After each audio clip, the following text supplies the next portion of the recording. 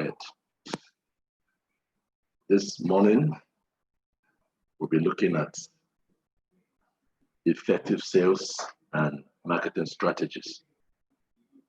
I would like to request that we make it interactive, participating, and brainstorming, so we can benefit from one another as we go through this class this morning. And so, we'd like to ask for maximum cooperation and attention to all that we'll do this morning as we proceed.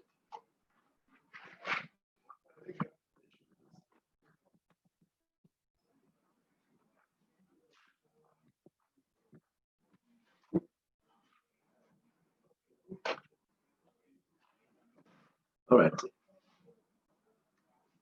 Our objective for this discussion this morning will be basically defining marketing and understanding the steps in marketing process. We will be differentiating between marketing and sales. We'll look at key elements in selling your products, marketing mix. We'll be looking at how to improve your sales with certain skills, and also further look at the importance of market research and information gathering. And finally, we will be looking at putting your marketing plan into action. Well, concerning marketing and sales, we may be right to say that these objectives are not exhaustive. Further research can show you more or give you more insight into how you can effectively market your products. Just like I said earlier, marketing is key in every business, especially manufacturing businesses, or businesses that have to do with production, and also even service rendering businesses. Marketing is key. So I'm aware of the fact that we're here this morning to acquire the necessary knowledge so that we are given the facilities that we are prospecting, it will be benefiting to us. So knowledge of marketing is key to effective utilization of this facility for the objective or for the business which you intended it for. And so we'll go right away to look at some definitions by some authorities, after which we will also look at our own definitions in a layman way. And so first to start with this morning is the definition by American Marketing Association. And they put it this way, that marketing is the activity, set of institution, process for creating, communicating, delivering, and exchanging offerings that have value for customers. March 29, 2011, Dr. Philip Kotler defines marketing as the science and art of exploring, creating, delivering value to satisfy the needs of a targeted customer. Also, by Chartered Institute of Marketing, they define marketing as the management of process responsible for identifying, anticipating, and satisfying customers' requirements profitably. They are also of the view that the process of getting the right products, services to the right customers at the right place and right price using the right promotion and publicity. This is by Chartered Institute of Marketing. We can also look at marketing as targeting at changing the motive of purchase of your target customers. Nothing is more likely to buy even more than effective direct marketing.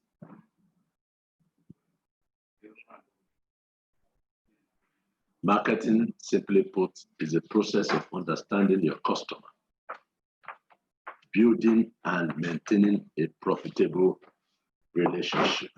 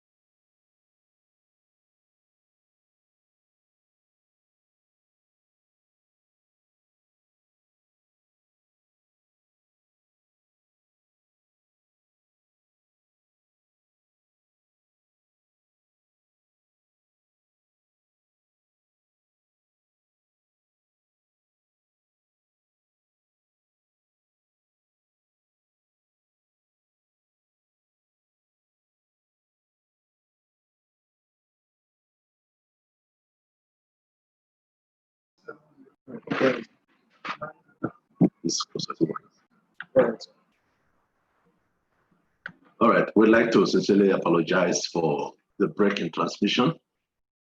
It's one of those technical issues here and there. We hope it's been taken care of. So we've looked at a few definitions of marketing as propounded by some authorities. And we like to summarize by saying that marketing is all the activities that you are involved in order to place your goods and services in the hands of your potential customers. Whatever you do, whichever way is being defined here by this authority and by what we are going to look at this morning, it's everything that you do, from locating a place for your business, furnishing your business premises and offices, hiring workers, materials, machines, and getting the goods and services finally into the hand of potential customer is what we call marketing. And we can't talk of marketing without mentioning markets. We can't talk of marketing without mentioning market. It is markets before you can talk of the activities in the market. And so market is a place where two parties can gather to facilitate the exchange of goods and services. Market is a place where two parties can gather to facilitate the exchange of businesses. These two parties involved are buyers and sellers. The market may be a physical place like a retail shop and outlets, market square, and where people can meet face to face or by virtual activities, online marketing, or direct physical sales. These are various places where marketing activities take place, and we call that place market. So it's very important we understand what market is, and all the activity that goes on in the market is what we call marketing. We shall be looking at different types of market in the course of this discussion this morning. And so sales, what is sales? Sales can be defined as the exchange of goods for money and compensation or compensation. Sales can be defined as the exchange of goods for money or compensation. Sales is also satisfying the customer's need or want for a fee. So why marketing is all the activities that involves your placing whatever you produce in terms of goods and services in the hand of potential customers. Sales is the actual exchange of that goods with your customer, with that potential customers, for a fee, for an exchange of money. And by so doing, you can effectively say that you have marketed your products. So business is all about letting people know what you are doing, what you have. It's also meant to meet the needs and the aspirations of your targeted customers or your potential customers. And in return, the customers are supposed to pay you back in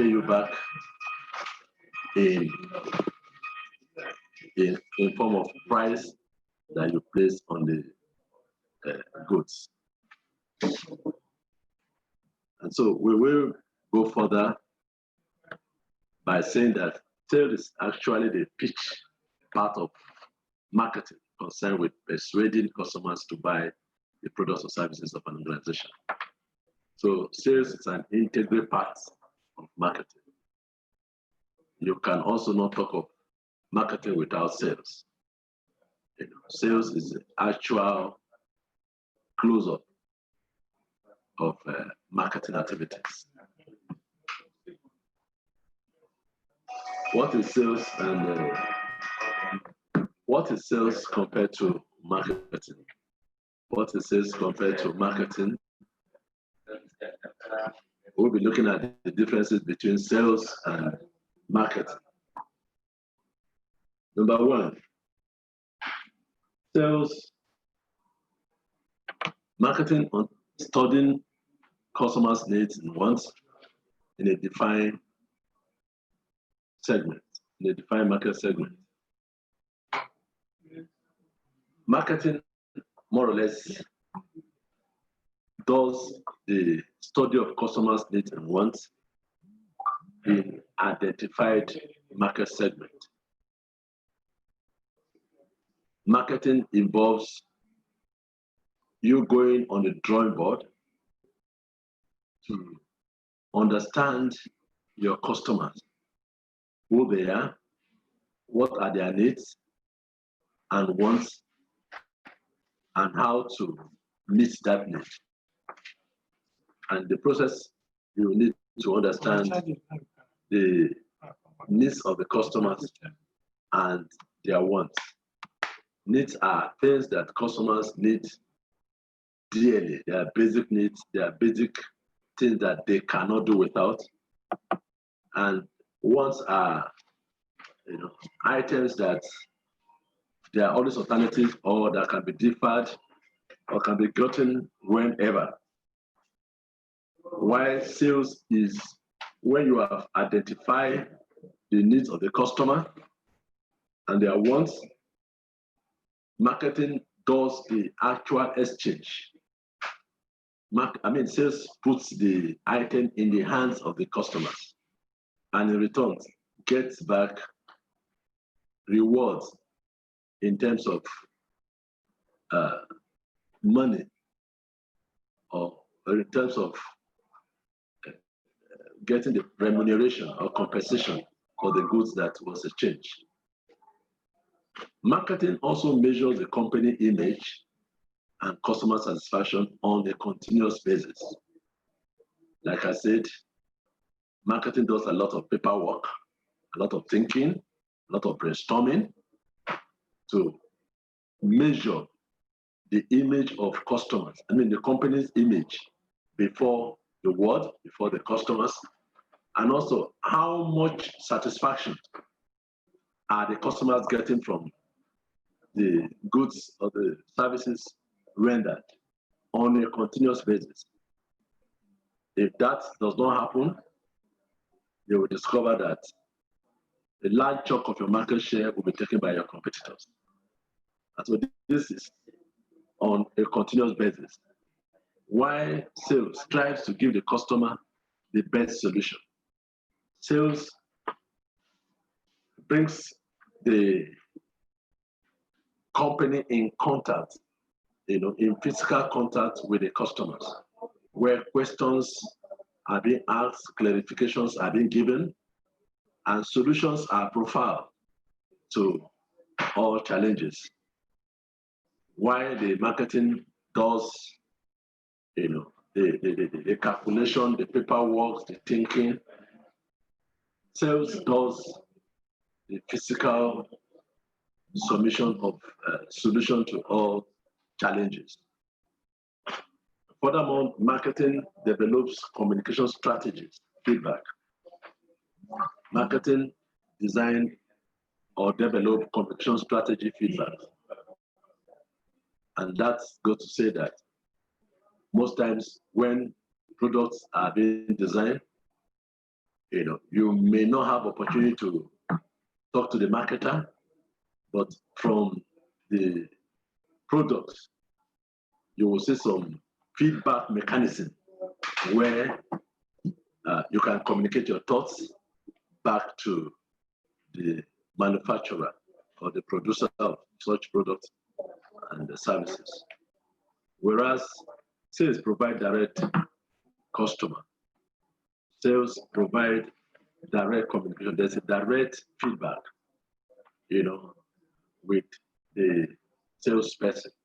When the salesman comes, to your premises or during the time of sales promotion or other sales activities, they are always in face-to-face contact with the customers, and they are meant to get feedback there and there. Every comment, every observation, every suggestion by the customers are assumed instant feedbacks by the customers. Whereas in marketing, it takes a period of time, to get the feedback. Since the marketer is not visibly present, you may have to go through some process of time to get the feedback to the producer. And lastly, marketing develop winning offers for each target segment, while sales serving the same customer for a long period of time. Marketing ensures that whatever is presenting at any point in time is acceptable, is good, is satisfying to the target segment of the customers or market. Whereas sales, serve customers for a long period of time,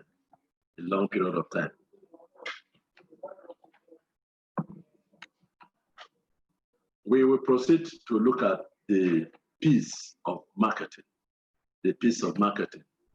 That means there are many P many P's of marketing. We shall be looking at them in detail shortly. And these P's are called marketing mix. These P's are called marketing mix.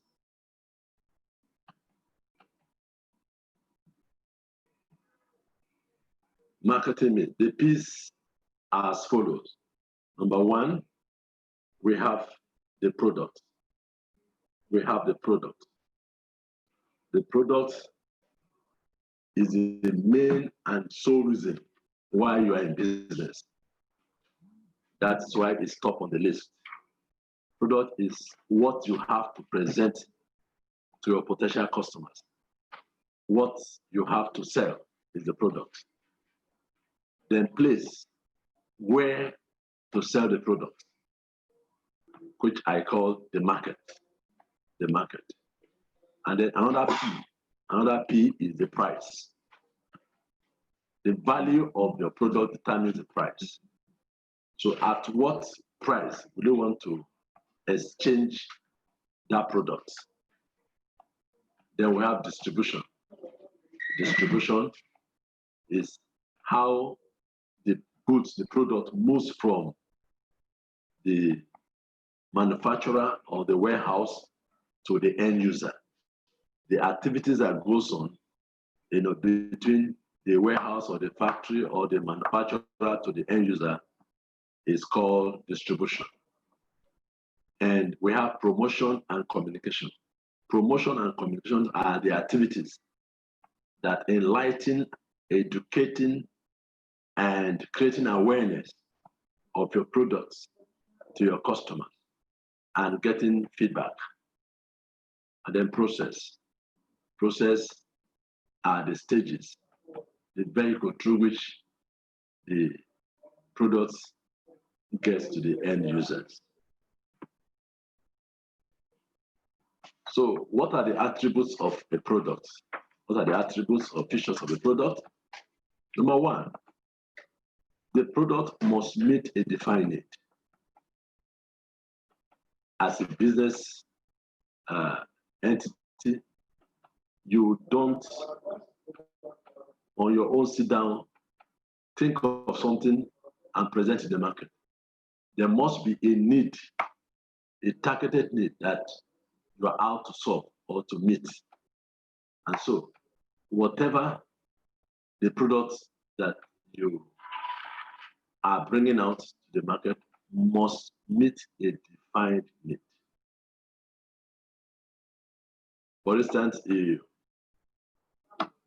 look at a location and you discover that there's a problem of waste disposal management. And you come up with a product to take care of that waste disposal management challenge.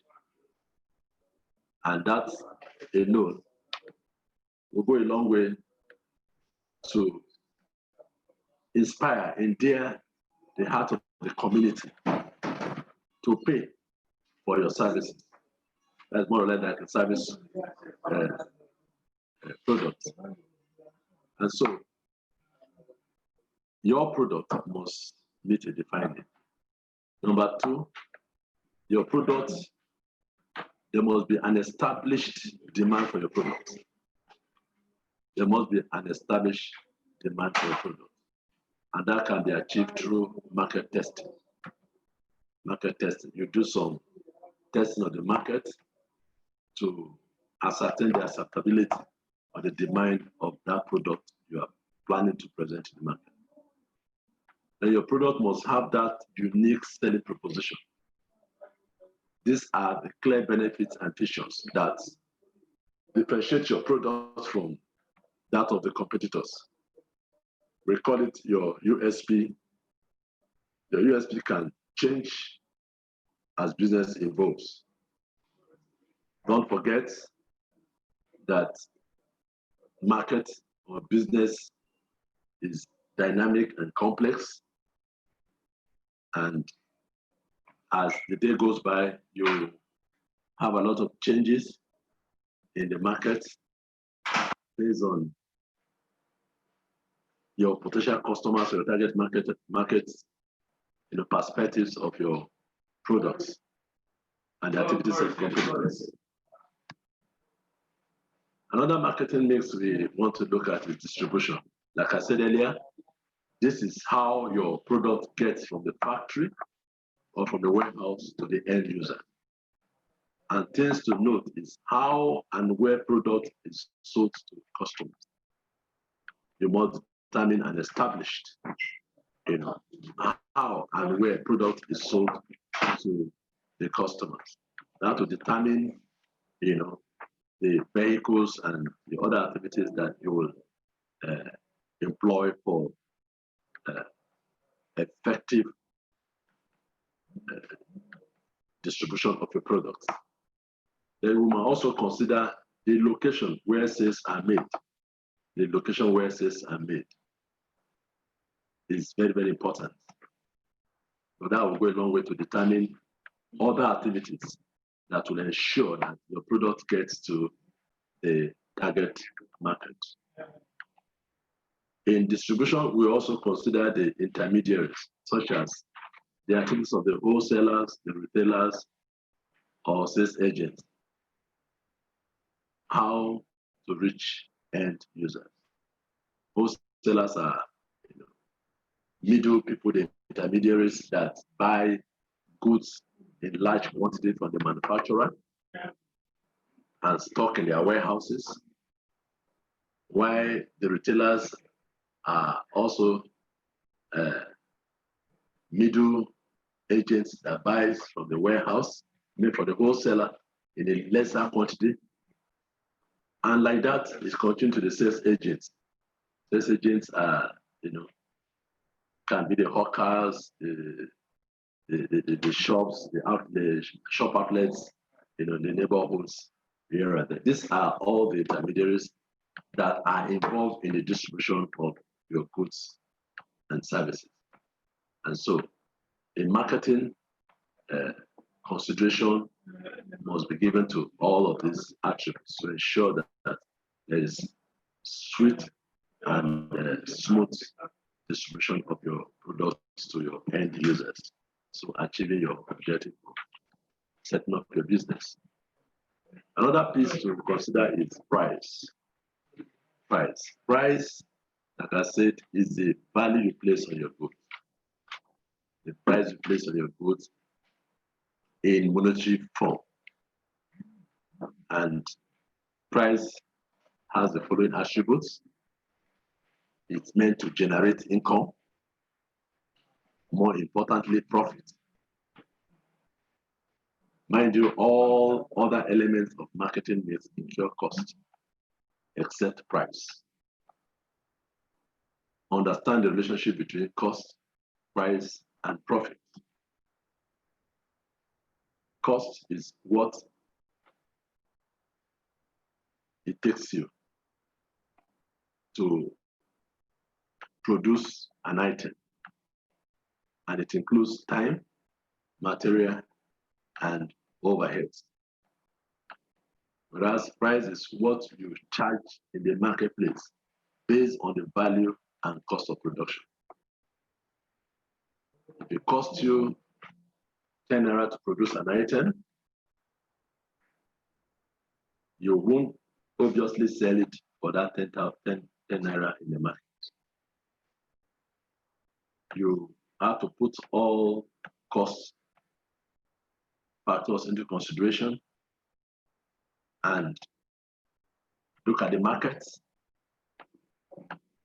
invest vis-a-vis your competitors, and fix a price. And one, it will cover your cost of production and gives you a margin for your product, for your profits. But it should be such that it will not be too high that your potential customers will shift to your competitors. Your price should be competitive enough, it should be objective and considerate that you will maintain your market share So price is based on the value of your cost of the product. And when you give a price, you remove the cost from the price, you will have your profit. It's a simple mathematics. Then the next P we want to look at is promotion. Promotion. Like I said earlier, promotion is educating, communicating, creating awareness of your products to your potential customers or even your existing customers. It's an opportunity for you to enlighten your customers the benefits, the special features that your product carries. And in doing that, you will have to consider who your customers are and how best to reach them through communication. Who your customers are and how best to reach them through communication. You have customers, depending on your products, in the rural areas. You have customers, in the urban centers. And the same way you will communicate with your customers in the rural area cannot be the same way you will communicate with the customers in the urban area because of technological advantages and disadvantages. And so you must consider this in your promotional activity. Then in promotion also, we like to consider what we call market segmentation. Market segmentation. This will help you reach, the portion of market effectively. When market is segmented, it means you divide your overall target market into smaller sub-markets made up of people with same needs and how to help reach them in the right way. So if you are in a particular town, the town can be segmented, can be divided, into different target markets. And based on the personalities, the individuals, their behaviors, and their lifestyle, it will determine the kind of product, the quality of products that gets them. For instance, if you are a bread, if you own a bakery business, we have different types of bread. We have the fruit breads, we have the coconut bread, we have the butter bread, we have all manner of breads, both in size and shapes. And I can tell you, there are types of breads that go to particular target markets. They don't all get to the same place. I mean, all the places with the same types of breads. So we discovered that in Gwagwala, they hardly see ground square bread, whereas it's very common in the center city, like Garike, Metama, and so on. So in that way, you will now channel your strength, your energy, with the type of bread that has the demand in the targeted place, and you are much effective in that area. And so, in talking more on promotion, when the market is segmented, we have the following to consider. You can use the following to profile and divide your consumer market.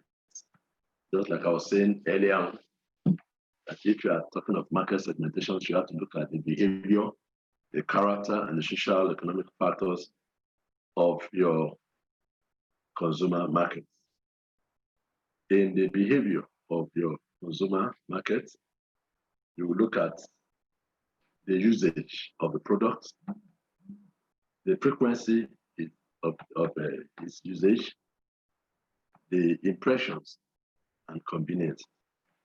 This will determine the kind of promotional activities you will embark upon in a particular consumer market.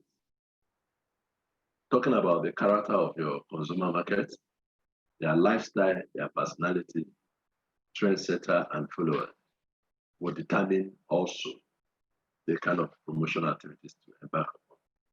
And lastly, we have the socio-economic factors, the profession of the people, their income, the location, their buying patterns, loyalty, age, and gender. So these are factors that will determine the kind of promotional activities or tools that you will want to use. Talking about sub-market promotion, if segmenting business market, you will consider the following: the company size. The company size. The company size determines to a greater extent the kind of promotional tools or activities to carry out.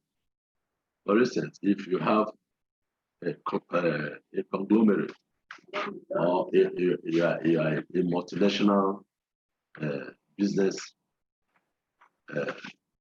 company, your promotional activities cannot be the same with somebody who is, a hairdressing salon or a sachet water, bottled water business person. So the size of the company determines to a larger extent the kind of promotional tools you will want to use to market your product. And also the industry type. The industry type. Are you in agricultural sector? Are you manufacturing? Are you in financial sector?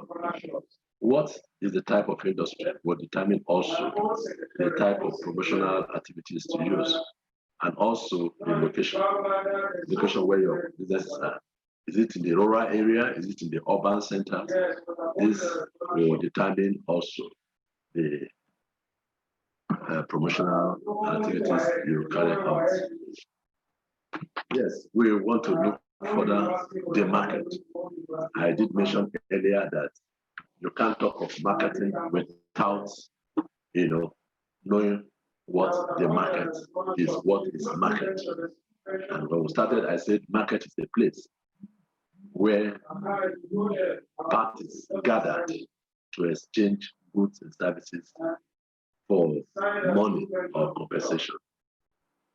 So the parties involved here are usually the buyer and the seller who comes together to exchange goods and services for money. So in the market, we have different types of market. Number one, we have what we call potential markets. Potential market. Potential markets are those in the total population who have interest in acquiring the products. This is more or less like, the world, everybody, as long as they have the knowledge of what you are producing. Everybody will want to have a product. Everybody wants to test it. Everybody wants to have it. So we look at them as the potential market. Or when you are planning to bring out a product, when you have identified a need that you want to meet via a product, the people that you identify as having that need, they are your potential market. In the potential market, you don't know how many of them qualify to acquire the product, but they all have interest. They all show interest. They all will want to have it. But then, not all of them will have the means at that point in time. So we look at them as potential markets. Then the next market is the one we call available market. Available market. Those in the market who have enough money to buy the product. These are the actual people that have the money to buy the product. They have the means to acquire the product. They are not just only interested, They are not just admiring or window shopping. They actually like your product and they have the money to buy the product. We call them available market. We also have another type of market called qualified available market. Qualified available market are those in the available market who legally are permitted to buy the product. You can have what it takes to buy a product, but you may not be qualified to buy it for very obvious reasons. For instance, in arms and ammunition market, everybody might have the money to buy arms and ammunition, but not everybody is qualified or permitted by law to buy such products, such arms and ammunition. You might have money to buy a particular product for a particular country, but because of national interest, because the government of your country have some diplomatic challenge with that country, you might not be permitted, you might not be legally qualified to buy from that market, even though you have the money. That's what we call qualified available market. Those who are legally qualified and permitted to buy in the market are called qualified available market. Then we have target market. Target market, the segment of the qualified available market that you have decided to serve. Having segmented the market, you want to start by serving a particular market, one after the other. So target market is that particular one that you have decided to serve at that point in time. It's the one we call target market. Then we'll move further in our discussion to what we call market segmentation. Market segmentation.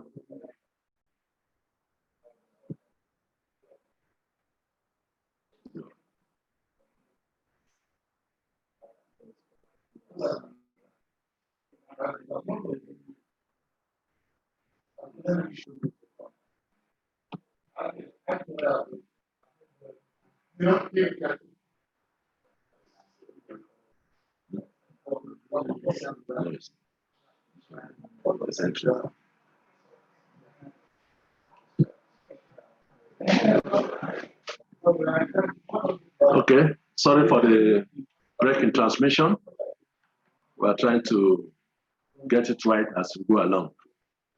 So market segmentation is a marketing strategy which involves dividing a broad target market into subsets of customers, businesses, or countries who have or are preserved or perceived to have common needs, interests, priorities, and then designing and implementing strategies to target them. They are based on lifestyle, demographics, personality of target market. Yes, I mentioned this earlier, when we took off, that market segmentation is very, very key to effective marketing. Market segmentation is a market strategy where you divide this market into subsets of customers. You look at customers in Metama, in Asukoro, or in the suburbs, like Gwagwalada, Kuje, Abaja, if you're living within Abuja metropolis. And then look at their common needs, interests, priorities, and then design a particular market strategy with which to reach them. And in your segmenting this market, you look at the lifestyle of the people, their demographics, their personality, their income level, their professions, and etc. So all of this will determine the segmentation process.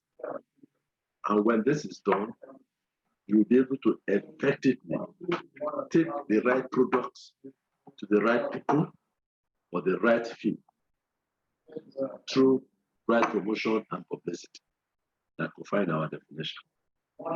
So market segmentation is very, very key to effective marketing, because you cannot serve the whole market at the same time. You cannot serve the whole market at the same time. And so market segmentation helps you to serve the market or target market one after the other. And in no distant time, you will cover the whole market shares effectively and have customer satisfaction for your product and their money. Marketing and promotional tools.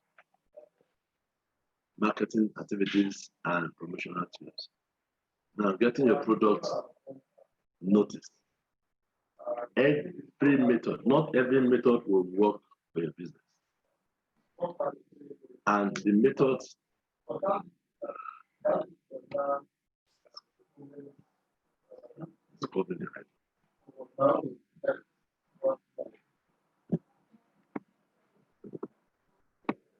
not every method will work for your business, and the method can change as the business develops or grows. However, we must be clear on the following.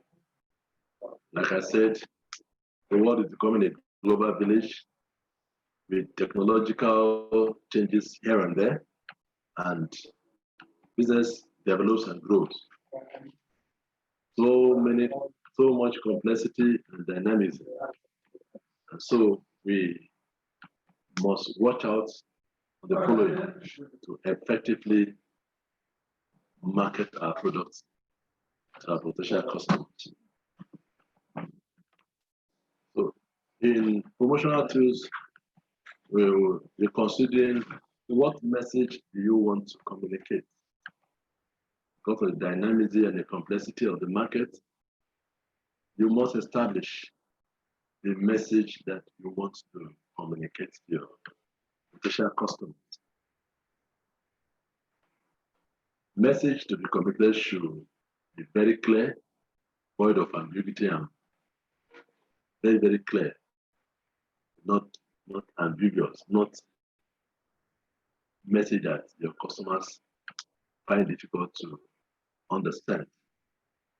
Be very, very clear. And who are the audience? Who are the audience?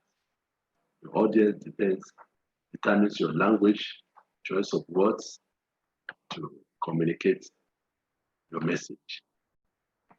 And also, what is the best way to communicate with them? Like I said, when your audience is established, you know the best way to communicate with them. And what budget do I have? When you have established the ways to communicate with your customer, you have what it takes. You have the means to execute that procedure or the strategy you want to use. So it's never necessary that you choose channel of communication or means of communication that is best fitted to your budget, so that you don't shoot yourself on the leg at the end of the day. And what measure will I use to know if I have been successful? In your promotional tools, you need to put mechanism in place, indices to measure your success. And one of the ways which to know if you are successful is to have what we call feedback mechanism. Feedback mechanism. If have been communicated to your customers, you should be able to have a way or means by which you get the response of your customers, especially if they like what you are presenting, or if it's appealing to them, or if they are satisfied. Maybe having used them, if they are satisfied, there should be a way for you to know. That way you know whether you are successful or not. This is very, very important. Then going further, we would like to see 6 main tools for promotion. 6 main tools for promotion. Number 1, we have public relations. We call it PR in short form. The acronym is PR. Public relations is about creating and maintaining an image for your business or product. That is the essence of its value and integrity. That forms your reputation. Some organizations, they have a whole department as a public relations department or corporate affairs department. And all they do is to create and maintain an image of their organization or their product. They are on top of what they know best to do all the time, and they're in touch with the customers, to have their feeling, their perception about the business and the product. And they'll do everything to ensure that the image of the business is good, it's kept, and the potential customers are also won over, and they are satisfied with what is being preached, what they are saying, they are satisfied. And one of the things that the public relations department of people do mostly is ensure that they are people of their words, that their words are their values. What they say is what you will see. Because business, again, is about trust. You cannot trust the judgment of your seller, and as a buyer, you are bound to lose confidence and look for alternative to your problem. So no organization will want to do that. And so public relations does the work of ensuring the value and integrity of the company or the product is maintained. Another promotional tools we can look at is advertising. Advertising is showcasing your product in many ways. Showcasing your product in many ways. And it's about creating awareness among the target audience. Creating awareness, presenting the product, letting the people know that this is what you are doing, this is what you have. Let the people know that you have a product, you have something that is an answer to their problem, it's a solution to their needs. And then also advertising persuade customers to buy your product by promoting the benefits. Until you tell people what the benefits of the product are, the benefits of what you are doing, nobody will appreciate you. Nobody will appreciate it. Somebody might be looking at the product and it's appealing, it's good looking. But if further efforts are not made to convince the customers on the benefit, the special features, the unique selling proposition, then you may be operating at the peril of your competitors. And so what advertising does is it coerces, it persuades, it encourages, it inspires customers to buy your product, by letting them know special features, special benefits that accrue to them from the product. Advertising keep up company profile. Every company has a message. It is in advertising that this message is being preached to the target customers. Another marketing tools is internet and online marketing. You will agree with me that the world indeed has become a global village. It's not becoming, it has become a global village. You can sit in Nigeria here, order for a product from China, and in a matter of hours or days, get your goods right on your hands. And so we can, in the same way, promote our businesses online, on the internet. We have so many platforms with which this can be carried out. We have LinkedIn, Facebook, Twitter, Instagram, and those of others by which you may not need to have physical contact with your targeted customer or your consumer market, but you are dealing with them, online or by virtual means. We also have what we call direct marketing.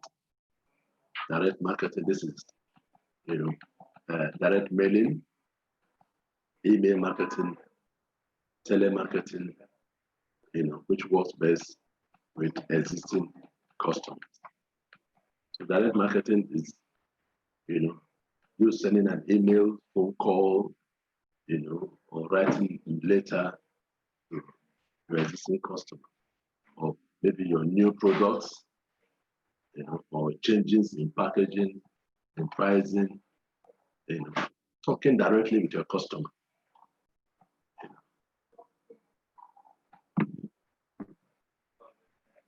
We also have sales promotion. Sales promotion is a very common one. You see a lot of businesses going to designated places, especially market squares, with their van, with their music, with their drums, playing and dancing and attracting, the attention of their targeted customers. So their wares, their products. And in that process, so many activities are being carried out. The announcement for discounts, guarantees, and other special benefits that will move the customers to buy product, thereby increasing their sales volume. This happens a lot on short-time basis, and this encourages customers. For instance, you see the company selling Oral-B toothpaste going to go another market with their band, their music, and their sales agents, sales staff, with their jingles, music playing all over the place, and people are gathering, and they are saying, if you buy two, we'll give you one extra. That's a sales promotion. Now, with somebody who had no plan to even buy Oral-B toothpaste that day, will eventually want to get one because of the extra one he'll be getting for buying two. This, like I said, is for a short period of time. It's not sustainable, and it has its own disadvantage also, especially when you go to discount, sales. When you go to discount, to give discount to your customer, it will damage the image of the business or the product in the long run, because you can't sustain it, and you want to go back to your original price, and questions will arise. The other day you gave us this price or gave us this concession. Why are you all of that? So it's something that is done for a short time to increase your sales volume and then push on the business. We have personal selling. This enables you to listen to prospective or existing customers' needs and allows you to compare the ethos and values of your business. The personal interaction also offers valuable opportunities to get personal feedback on your products and your competition. So personal selling is also very key in promotional activity. It's very good in ensuring that your product gets the customer at the very right time, the right price, and you have also opportunity to get the first-hand feedback on the product. If the customer is satisfied, and also you also get to know the activities of your competitors, because you, by words, body language, or feeling of the customer, know that they are activities of competitors that may be completing your product in the market. Marketing mix, like we did mention earlier, the product, the pricing, the promotion, the distribution, it's expected that this marketing mix should be uniquely blended, so that you can effectively reach your specific group of people. You have your targeted customer. The blend of them, the product, the pricing, the promotion, distribution should meet the aspiration of your targeted customers or targeting a specific group of people, one at a time. Then we also have expanded marketing needs, which are the people, the process, and physical environment. The people are customer service. The people that you are serving, customers, must have a structured system to handle your customer service effectively. The process, like we said earlier, is handling of customers' complaints and other questions that may arise because of trying to reach out to your target customer. Then we have physical environment. Physical environment where your wares are to be displayed, and all of that it should be such that it's without encumbrances, without it should be conducive. It should be a place that is receptive to everyone participating in the marketing process. Now, the next on the line of discussion is the marketing process. The marketing process. Marketing takes some process to be able to say that you have effectively done marketing and sales. Some of this process are as follows. Number one, understand customers' needs and wants. What are customers' needs and wants? Like I said earlier, needs are not the same as wants. Needs are things that you cannot do without. They are urgent, that you, as a customer or as an individual, would want to use. But wants are things that are needed now or later. They are not as urgent as the needs. We need to understand all of that as concerned customers. We also, in the marketing process, design a customer-driven strategy, a customer-driven market strategy. What's a market strategy that market or customer-driven? We need to construct a marketing program and build profitable relationships. At the end of the day, we capture value from customers. We'll look at all this in detail. Marketing process number one, understand customers' needs and wants. And to do that, we need to do what we call research customers and the marketplace. We shall look at research methodology and information gathering in the marketplace and on customers later in the course of the discussion. But for purpose of itemization, we have it here. One of the ways that you will know what is the needs and wants of customers is to do a research on customers and the marketplace. Number two, you also need to manage marketing information and customer data. In the course of the research on consumer and marketplace, you are bound to gather information and data. So these data, when they are effectively organized and managed, you can be able to come to a conclusion that these are the needs and wants of your customers. Marketing process 2. We need to design a customer-driven marketing strategy.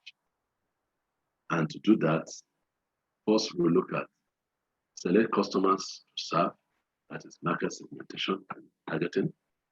I talked too much about market segmentation earlier. Then we also have to value propositions, differentiation, and position. These are the different ways that you can design customer-driven marketing strategy through market segmentation and targeting and differentiation and positioning. When you put the customer in this category, you'll be able to come up with a strategy that is customer-driven. We have market process 3. And what we do here is you construct a marketing program that delivers value. The whole essence of the products you are taking to the market is to give customer value. It is the value on the product that the customers are paying for. If you are presenting a product in the market that has no value, no customer want to pay a dime, but want to have value for their money. If they are giving you 10 naira, make sure they are enjoying the product to the level of 10 naira they are giving you. If you are not getting enjoyment or satisfaction for that value of 10 naira, then you are not in the market. You are not in the market. And so to be able to construct a marketing program that delivers value, number one, products and services design, build strong brands. You must build strong brands. Branding is key in your product and services. Your pricing, create real value. Let the people come to a point of no money how much they are paying, because the value they are getting is much more. The satisfaction they are getting is much more. By the time you have such a customer will surely be attracted to your products. Then place, manage demand and supply.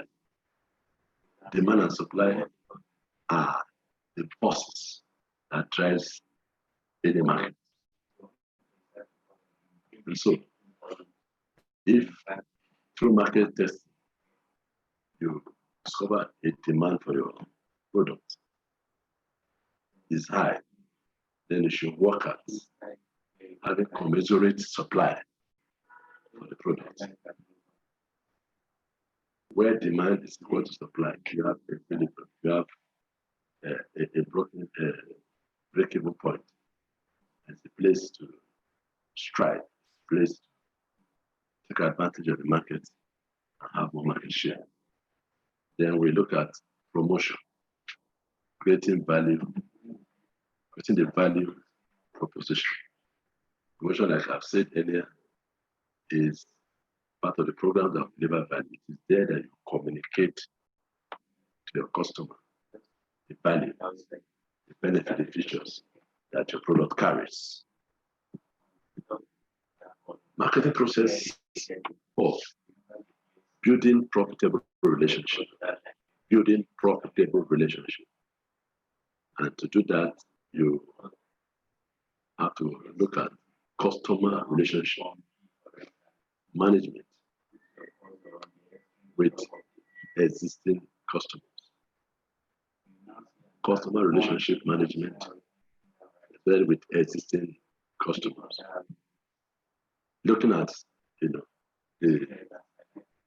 process, building profitable relationship.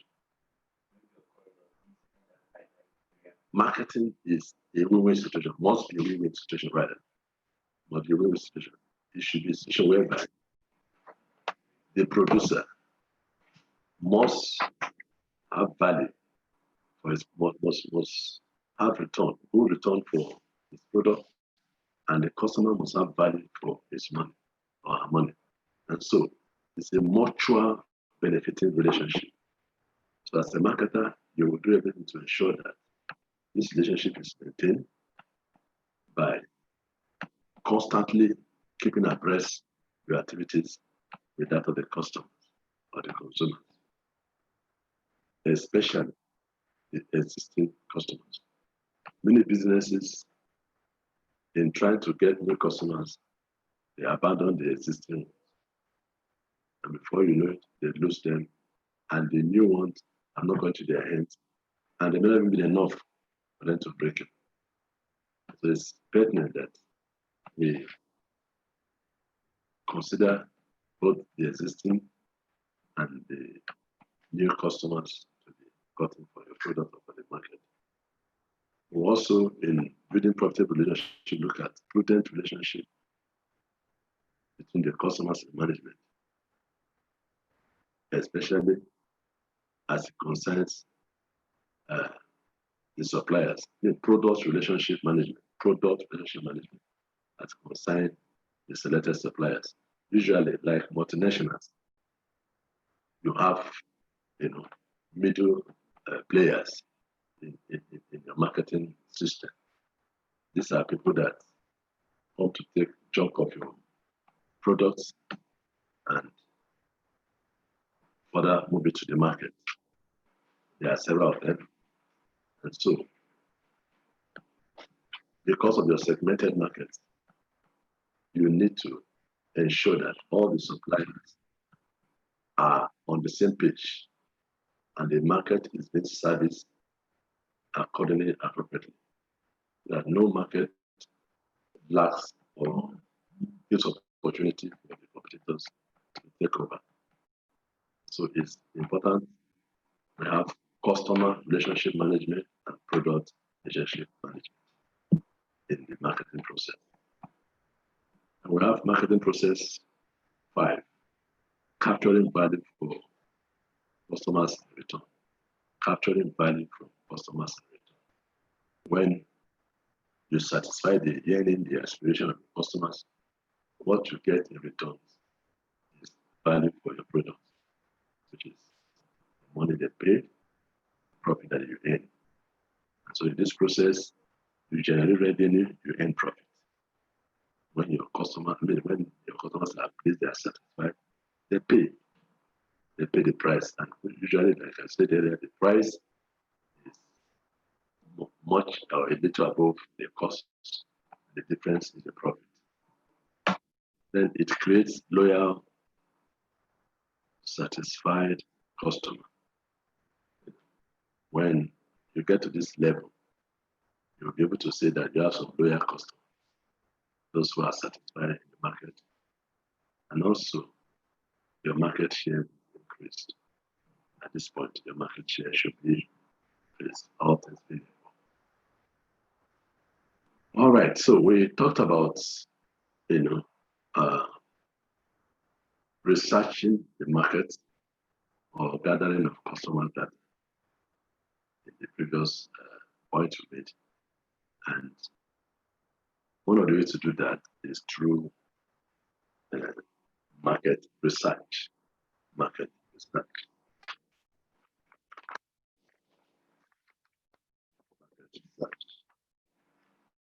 Market research is an organized effort to gather information about the target market of customers.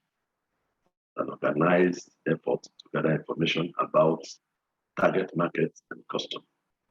Market research is also the process of determining the viability of a new market, new product, or service through conducting direct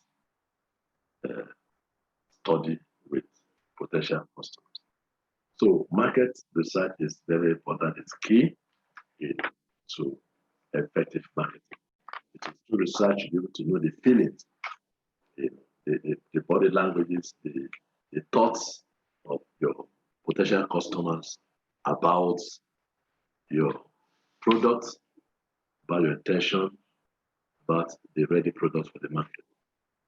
Information informs your decisions, your planning, and implementation. So market research is very important, very key. And we'll see few importance of this market research in this next discussion, next slide. Yes, market research, like I said, when these informations are gathered, how are they applied? How are they used? Number one, in decision making and validation.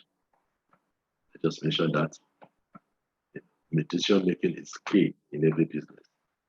Determines the success and the failure of every business venture. it takes the wrong decision, it can cost you a lot. You may and may not recover from it. So research, market research helps in taking right decision. It can also be applied in market strategy and planning. Planning also is key, very, very key to every business. Planning is done at strategic position in every business venture. So in your market strategy and planning, information gathered from research exercise can be of a great help. And it also helps in cost-benefit analysis. By the time you gather your necessary data and information, you're able to sit down and do your cost-benefit analysis.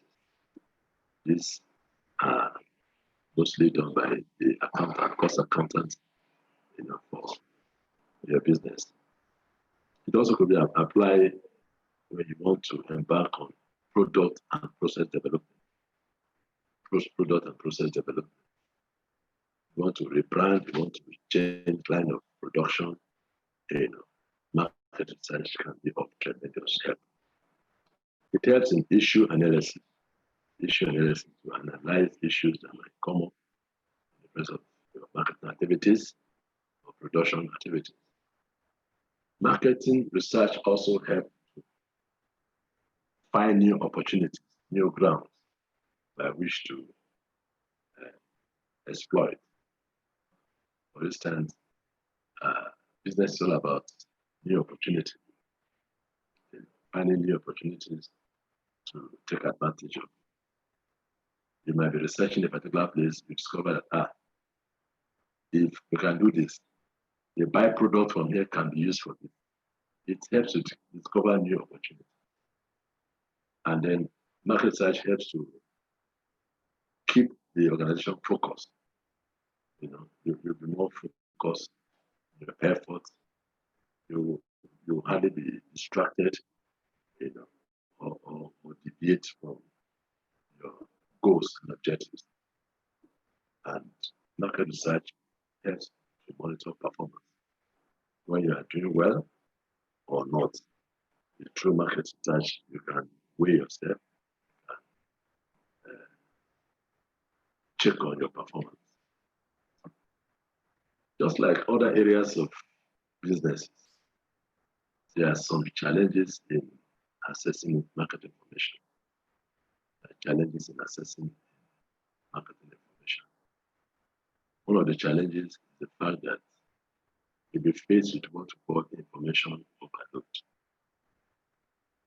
When you have too much information in the market, especially from your potential customers, your targeted customers, your existing customers, and the activities of your competitors. There can be so much that if you are not focused or careful, you might be confused, might be distracted, might be thinking or doing things you are not supposed to do. For instance, if you are looking at some of the information, you might think of diversification, whereas in the actual sense, it's not yet time. So this information must be carefully filtered and get to the relevant one that will be useful for some sort of a business. Then we also have a challenge of poor internet access. We said earlier on that internet has become a very good platform in this century for business advertisement, for business sales of products, and a whole lot of other activities in the marketing process. So you have a situation whereby you don't have the internet coverage in some places, and where they are, network is a challenge, high cost of maintaining or accessing it, lack of training skills and all of that might be a big challenge. Just like as we here this morning on this visual discussion, you discover that the network kept on tripping off and coming back, and all of that. It's part of it. It hampers communication.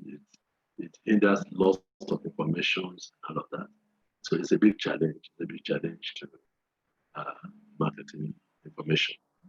We also have another challenge of lack of awareness of local institutions providing marketing information. Information provided sometimes are biased and discriminating. For instance, we have so many organizations like chambers of trade and commerce. We have Ministry of Trade and Commerce. We have Export Import Bank.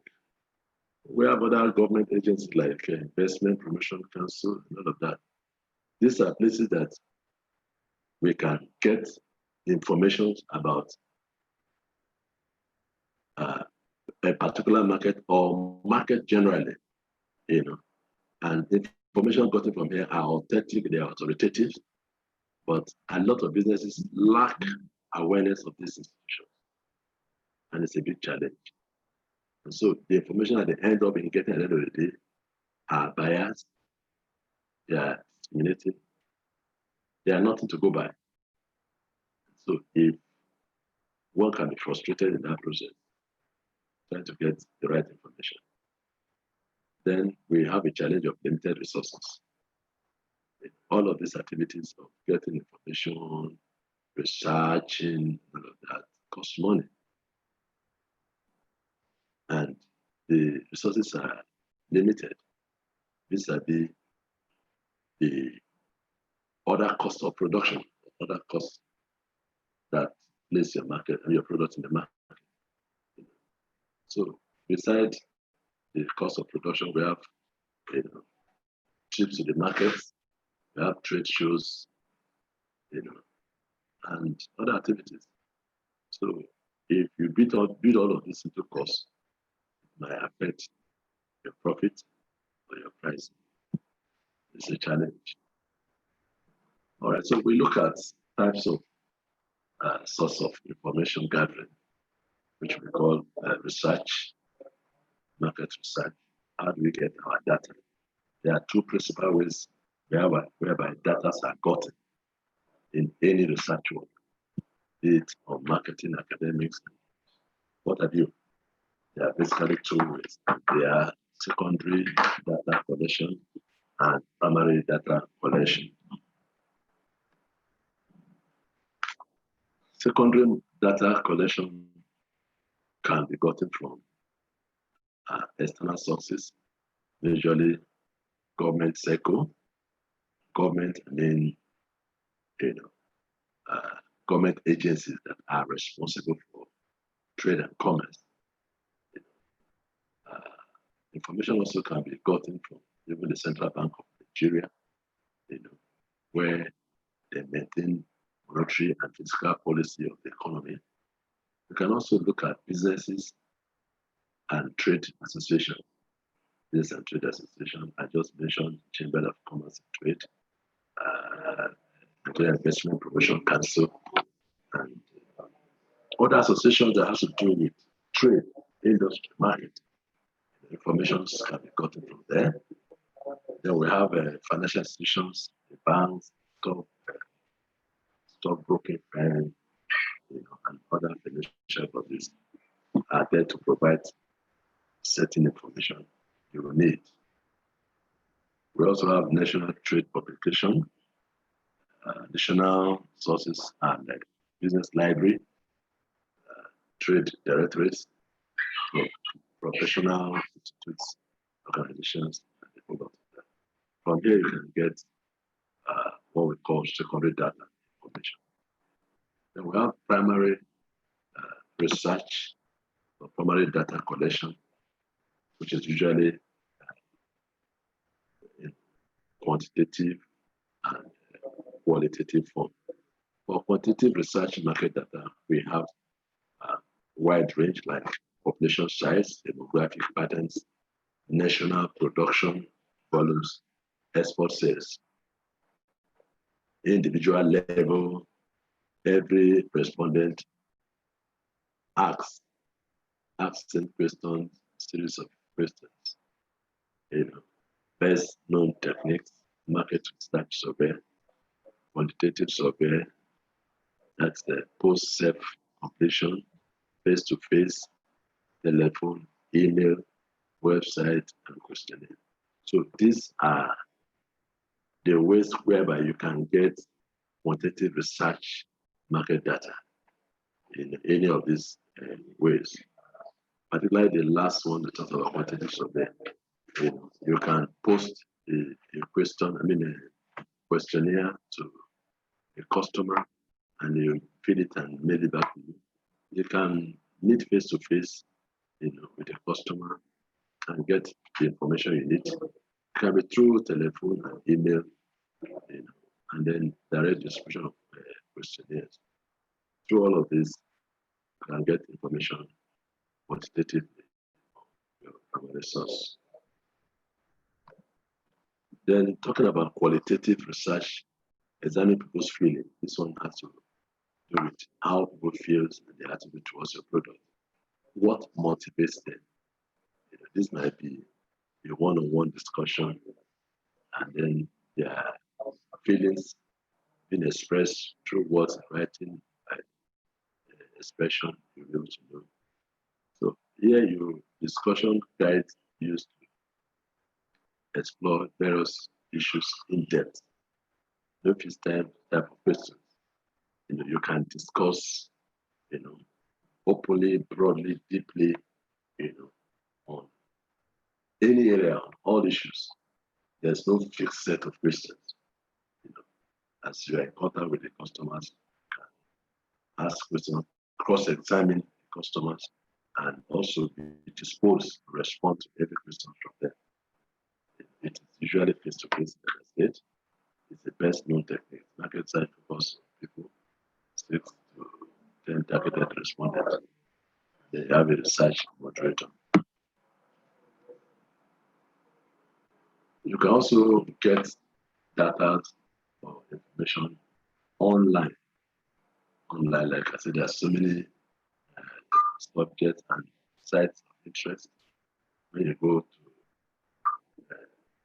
Google, Chrome, or whatever you use to browse, you get data, market data, you get country data, country that has a particular product that you want to buy or want to sell to them, foreign trade reference materials, trade and industry publications, company website. So all of these places are where you can get information as primary source of data. Then market information collection techniques. You have keywords, search, competitors, link, and all of that, and the website alike. So you can obtain any information from all of this. Primary research techniques.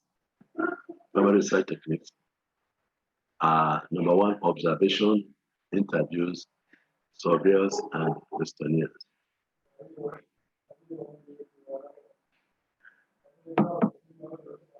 Observation, as the word is, you can observe, the feelings, observe the activities of your customers, date of usage, frequency, and all of that, and then come up with information.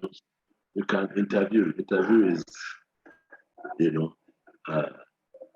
face-to-face discussion, asking questions and profiles, answers to them, hearing the views of your customers and responding. And then surveys through questionnaires. This might be a situation whereby you want anonymous response. You may not be face-to-face with the respondents, but you can get anonymous responses without fear, favor, or bias. These are the various techniques which can obtain primary research data. We also want to look at some of the challenges of research data. You agree that secondary research should generally be complemented with a primary field research. In marketing research data, we cannot base our judgment conclusion on secondary research information alone. Rather, it should complement the primary research information too. Secondary data also can be constrained because of obsolescence of information. So information might be still, events may have overtaken some of those references. So we have that challenge, of secondary research. Then you also have a challenge of absence of specific information. Okay, you might have so much information, but there are specific information that are determining factors that are missing out of information gathering. And getting them can be a real challenge. And without them, you can't make your judgment. So it's a challenge. We have difficulty in identifying the relevant secondary information. Difficulty in identifying the relevant secondary information. And some informations are protected. It's also a challenge. Go to the federal agencies. They will tell you that some of this information are classified, they are secret documents, even online.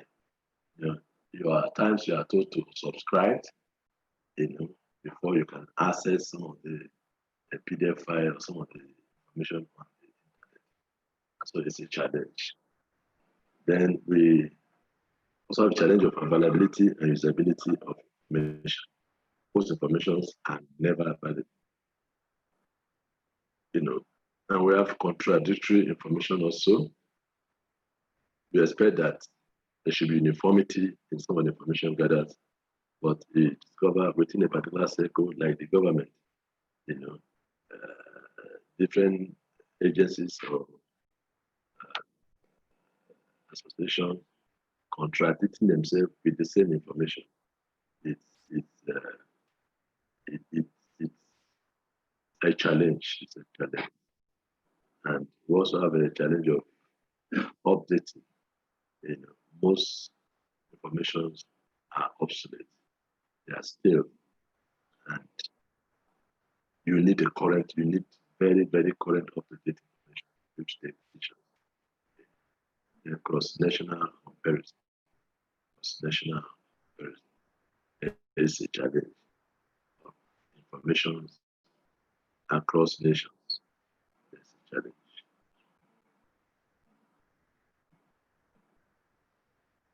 For effective research work, you must set a target. Setting targets, setting objectives is key in every research work. So you ask yourself a question: how does the company decide what information to collect? What will the research be useful? How should the company respond? So this question determines the objective of a particular kind of research work you want to embark on behalf of the company. You must establish how does the company decide what information to collect, what should the information be useful, and what will be the response of the company on the research. So this will guide you as you embark on research work. What you should know about your customer. What you should know about your customer. It's very, very important. It's what we call KYC. Know your customer. It's one of the policies of many organizations. Beyond that, in other fora, in marketing, it's important to know your target customers. Who are they? Are they decision makers? Because in trying to discuss with customers or personnel of your clients, customer clients, who are not decision makers, is effort and futility. And so you need to know who your customers are, who are the key decision makers that you need to discuss and close transaction with. What are the needs and wants of your customer? I've always been saying that there's a difference between needs and wants. And identifying the needs and wants of your customer will help you to solve whatever problem or needs or wants identified. What motivates them to buy your product? What motivates them to buy a product? You must know what motivates them to buy a product. And keep at that. Keep at what you do that motivates them. Any attempt to deviate from that will lead to disloyalty and, of course, loss of market share. And of course, you must know their value perception. Value perception. What is the value equation? What is their passive value equation? Which is very, very key. Very important in our discussion this morning is to know who is your competition. Who is the competition? Who are your competitors? There's no business in this planet that's without a competition. Call it business of politics, business of buying and selling. And it is becoming the survival of the fittest of a thing. So if you are not strong and solid, you may be swept off your feet with the activities of your competition or competitors. And so we must identify, after identifying your target customer, you must build an understanding of the competitive conditions. You are not the only one going to the market or overhaving the market. That's the point I'm trying to make. And so when you have identified your target market, you must have understanding of your competitive conditions, environment where your target market is. The value equation.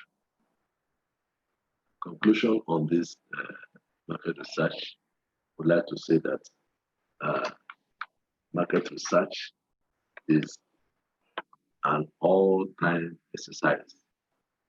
Like I said earlier, marketing is dynamic, it's complex, and to stay afloat, you must stay abreast with current information, current development, so that you can secure your position in the market and have sales volume, increase the sales volume, and increase the market share.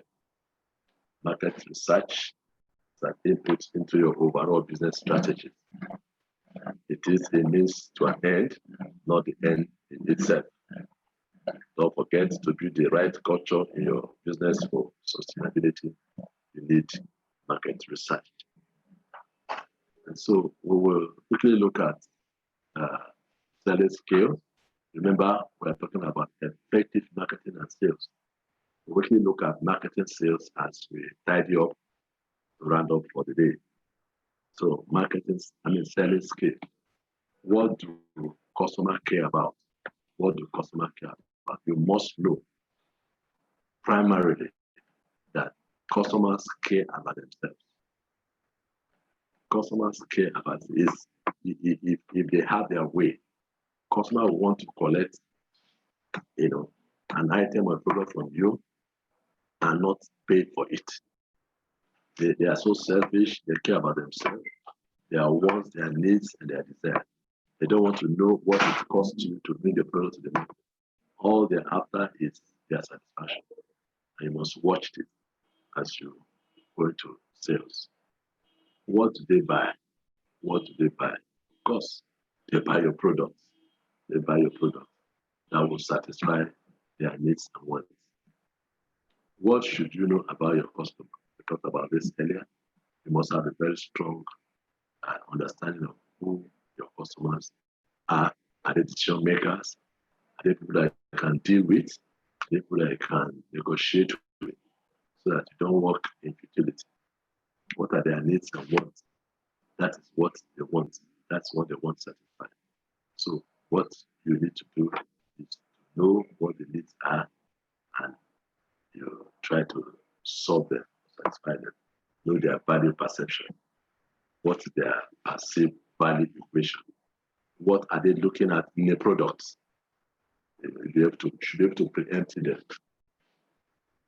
So in trying to sell your product or in sales skills, you need to acquire the following: effective communication. Communication is the life wire of every system. Without communication, there's no success or progress, or let me say success in every venture. Be it in marriage, in business, in any forum, and communication is no communication, there's a feedback. So for you to effectively communicate, there must be feedback. There must be feedback. If you are communicating is a two-way traffic. As you are sending, you should be receiving. If you're not receiving, there's a problem, basically. And when there is a breakdown in communication, a lot of things are bound to go wrong. And so be an effective communicator as a salesman. Then you should be able to listen. Listen more than talk.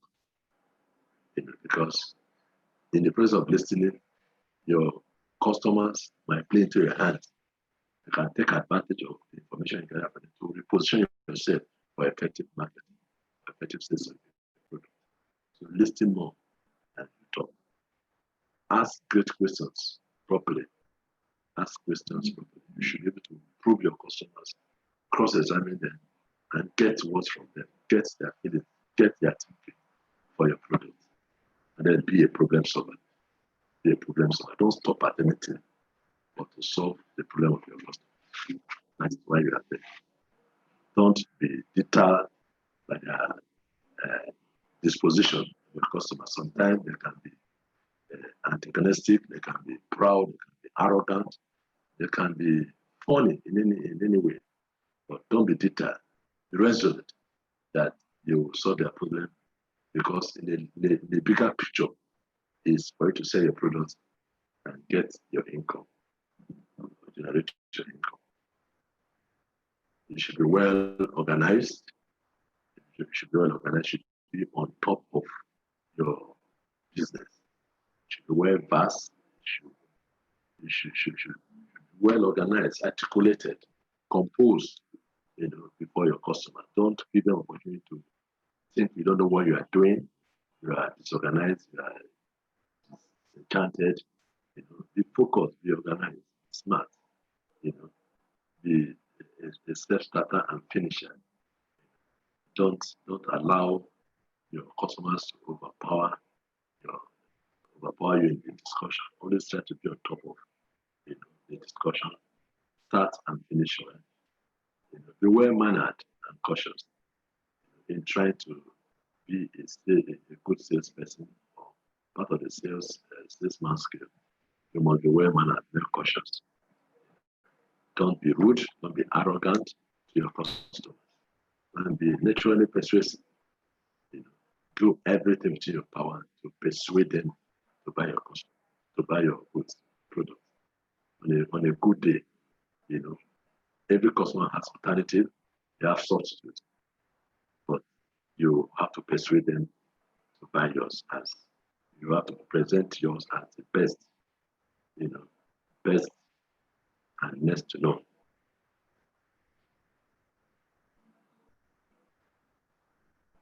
Attitude of a salesman. You must have a positive attitude. Go out with the mindset that you will succeed. Whatever be the task, whatever be the circumstances, the situation, be optimistic that you will succeed. Don't take a no for an answer. The customers would like to play you down, like to make you look as if you bought a second-class product or a product that is not fit. But you have to be positive. You have to develop this strong-willed attitude that you will overpower, you will overcome, and sell your product. Develop an attitude of persistence and determination. Be persist in making sure that you have your way. Be determined that you must get results. And one of the attitudes you also embrace is perseverance. You must persevere. There's nothing that is good that comes easy. That's why they say marketers are troublemakers, they are talkatives. Yes, because you are looking for something. You are communicating your mind, your product, yourself to get results of high sales and high market share. Develop an attitude of superior quality. Ensure that you are excellent. You are excellent at whatever you are doing, whatever you are saying, whatever you are presenting, your product, your argument should be excellent in nature. A selling attitude requires you always maintain a pleasant personality. Above all, be friendly, be cordial. Be friendly, be cordial. It does not matter the level or the height of or the heat of the argument. But at the end of the day, maintain a pleasant personality for your customers. Before you do anything else, one, sell yourself. Sell yourself. I'm not talking about selling your body. Sell yourself, because most times when salespeople go out, in trying to sell their personalities, sell their expressions, their communications, they tend to be attracted by the opposite sex. But you don't need to be distracted by all of that. Selling yourself is to be sure that you're on top of the situation, that you know what you are doing, and you are best at it. You're best at it. Just like the qualities and the attitude of the salesman we just mentioned. By the time you are displaying that, you are selling yourself. The good quality salesperson is selling yourself, exhibiting that, selling yourself. Then know your product. Know your product. Your customer should not know your product more than yourself. Should be able to communicate the unique special propositions of your product. The nitty-gritty, the details, the benefits and features. You should know them at the tip of your fingers. That you communicate appropriately to your customers. You should know the value equations. What the customers are looking for is that the what you are giving them. Know your competition. Know your competition. Very, very key. The activities of the competition can be sometimes damaging. And if you don't, understand or know who your competitors are, what they do, you may wake up one day and discover that you have been thrown out of the market. So it's good and very important you know this. Know why your customers should buy from you instead of your competition. Try to get loyalty, large follower, large number of loyalty to your product. But there's always a reason why they want to go to your competitors. If you can meet that reason and solve that problem, then your competitors will have no say around you. Getting in position to sell, getting in position to sell. Who are your target customers? Know who are the decision makers. Execute your plan consistently. If you can't, you won't, then hire someone to do it for you. There are marketing consulting firms. There are marketers, individuals who are consultants. They can handle your marketing activities for you if you know that you are not good at it. specialize and focus on your own area of competence or strength, while the marketing can hire a consultant to assist you. Prepare for the sales call. There are calls for sales, here and there, as the business evolves and the marketing process goes on. So you package yourself, you compose and be expectant as the course comes. No negativities, research your client and be on time, be observant. Sales presentation. Grab the approach, then presentation, objections, negotiations, and closing of the presentation. These are styles of sales promotion. And the body of the presentation. This presentation can be, when you bring some stakeholders, your customers to a breakfast meeting, a lunch meeting, or whatever gathering. Use all senses possible. Be aware of clues, body languages, questions. Make it logical and end by feeling the need. Sell benefits, not features. So at the presentation, these are the components of the body of the presentation. Objections, your best friend. These are questions coming to you from your customers on issues that has to do with the product or the system of your market. Objections are the client telling you how to sell them, You state the objection, the questions, answer in terms of your product's benefits, and move on. Okay?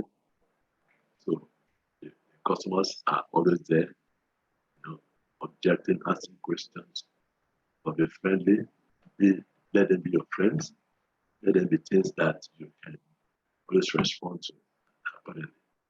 Negotiation is about, your bargaining power, strength, and to have effective negotiation, you ensure that you end body of presentation with a trial close. Ensure that at the end of the day, you agreed on a deal. If you get a yes, stop selling and start writing.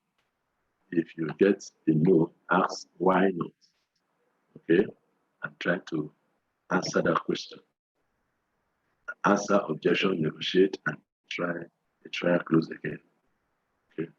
So ultimately, to ensure that you sell your product, collect an order, fill an order, and supply. That is the essence of it all. To close a deal or try to close, either or would you like delivery on Friday or next month? At all costs, like I said, close the trial deal. Ensure that an order is made by a customer. There may be opposition, there may be fronts that pose as if they are not ready or they don't want. Your persuasion, you're giving them alternative choices of taking delivery or payment and further encourage close trial deal. Is that the only thing that is stopping you from buying? These are questions that you can ask in case of any objection. Always ask for the order. Ensure that you don't take an no for an answer. Persuade and convince your customer to take an order. And as they take an order, you make delivery appropriately. Then here are some tips, important tips as you tidy up. It's very pertinent to give a listening ear more to the customer than you talk. I say it time and again. The more you listen to them, the more you get information that will place you on a better advantage. That you take advantage of them and make more sales. Also, never, never talk over the client. Never. Don't be rude. Don't be arrogant. Don't be proud. Don't be mischievous towards your customer. Listen to what they have to say. Control the flow of the discussion. Be on top of the discussion. Don't allow them to talk you down, overpower you with their arguments. Present all that you know best and ensure that you have the last say at every discussion, every negotiation, every discussion. You have the last say. It doesn't matter what name they give you. They always say marketers are talkers. Yes, but you will talk convincingly, objectively, and ultimately ask for the order. If you do nothing else, ask for the order. And as they are showing signs of satisfaction, ask for referrals. Ask them where else you can further market your product or further contact for the patronization of your products. Customer service, we mentioned this earlier. It's very important that all phone calls must be answered. All phone calls must be answered. And in answering phone calls, you must be polite, cautious, be accommodating, must be welcoming on your phone calls. Matter of fact, customer service is a very current department or arm or unit of every organization now because of lack of customer satisfaction over time. So if you are opportunity to work in customer service or if you're a marketer or a salesperson and you have to attend to the services of the customers, please take note of this. No voice menus,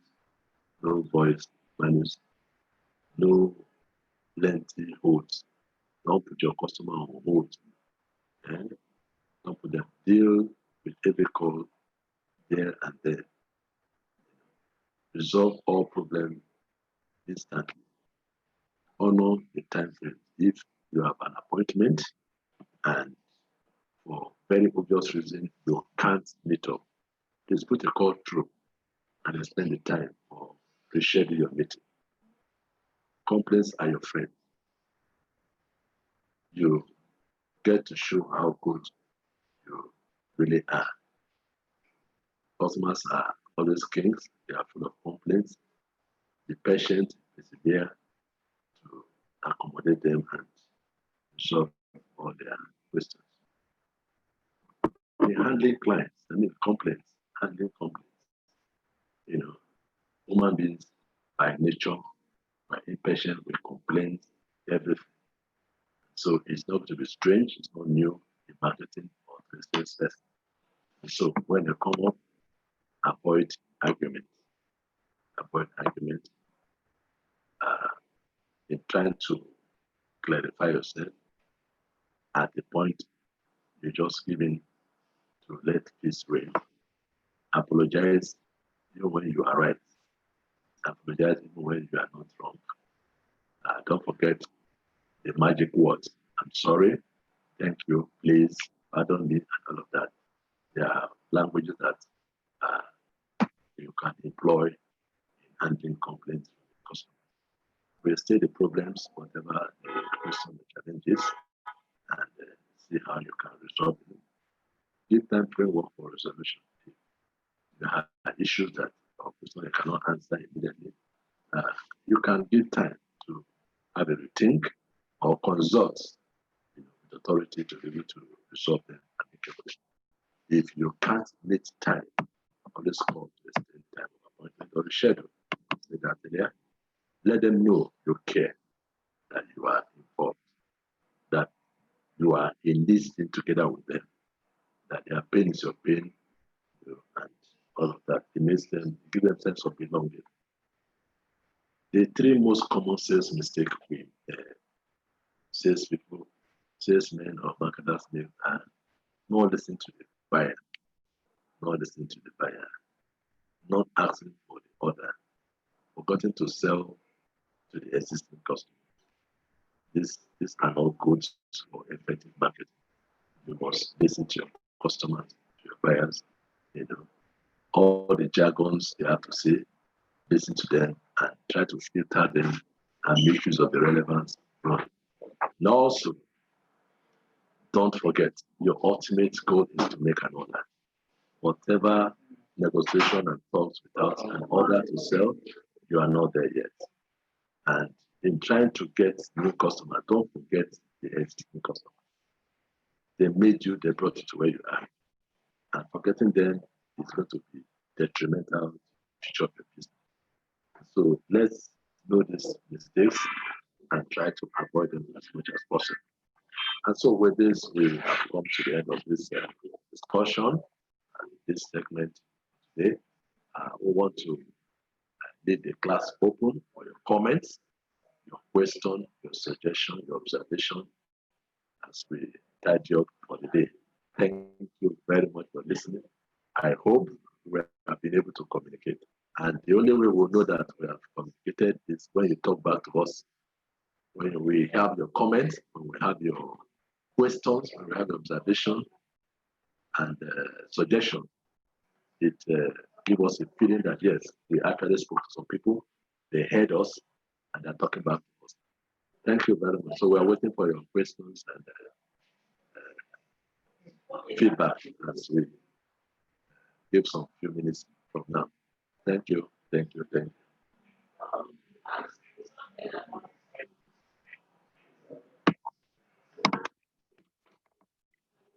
Yes, we are waiting.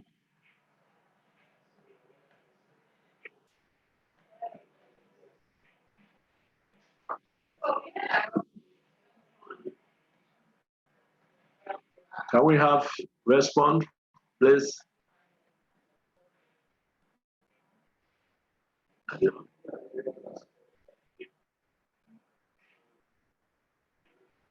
Hello? Are we there? Okay. Hello. Hello, can you speak loud? Can you speak out? Yes, we are here. Yes, can we have your comments, your observation? How did it go? Did you enjoy the class? Did you get anything?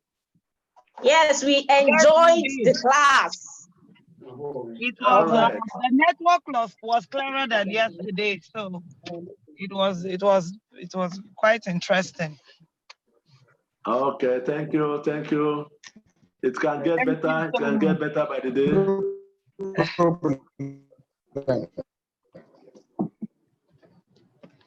So are we good to go in our marketing of our business, of our products?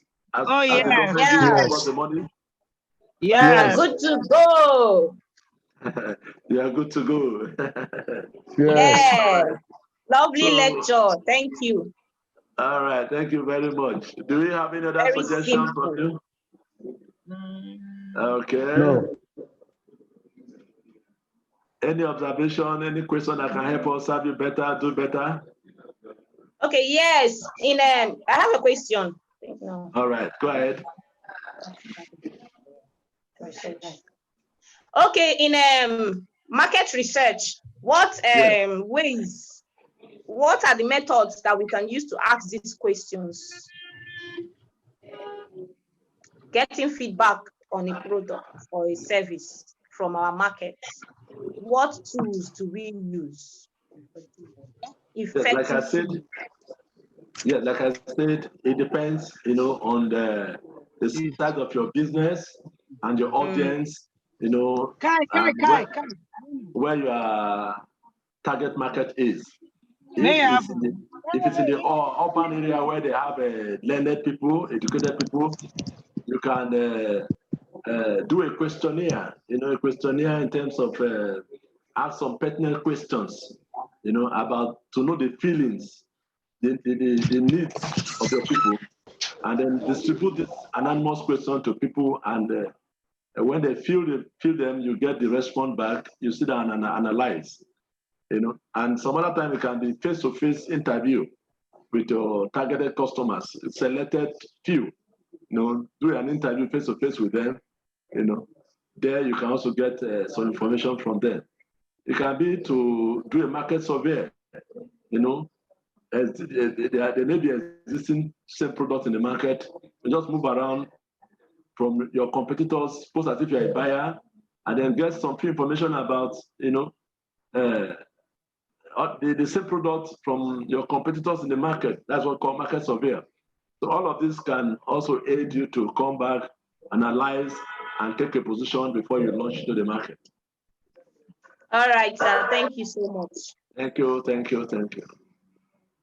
Any more questions? You have a post. Any more questions? All right, are we ready for post quiz, post lecture quiz? Yeah. Yes, sir.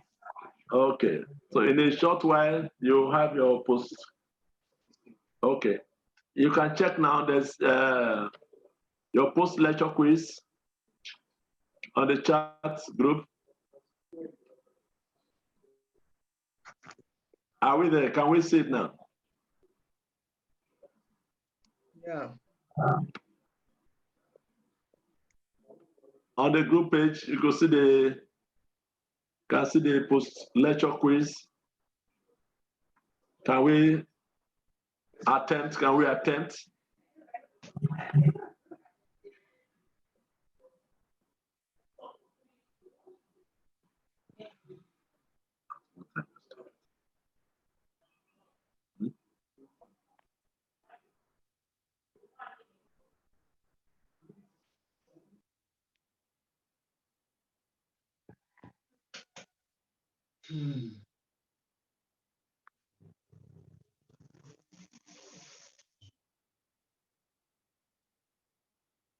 Let's join this. Leptospirosis.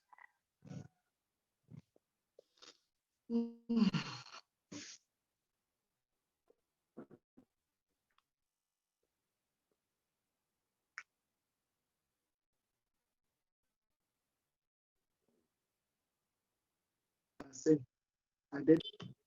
Okay. Okay, now. Which of the underlisted is not part of extended marketing? In the house, answer it now.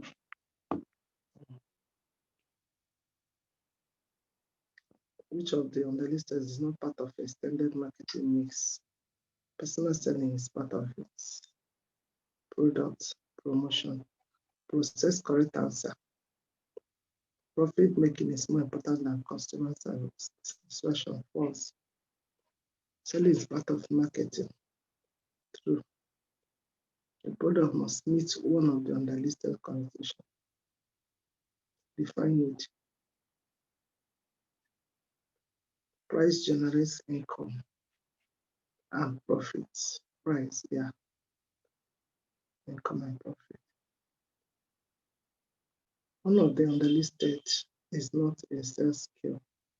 Good listener, to come and question. Companies like NBC will cancel Coca-Cola shows.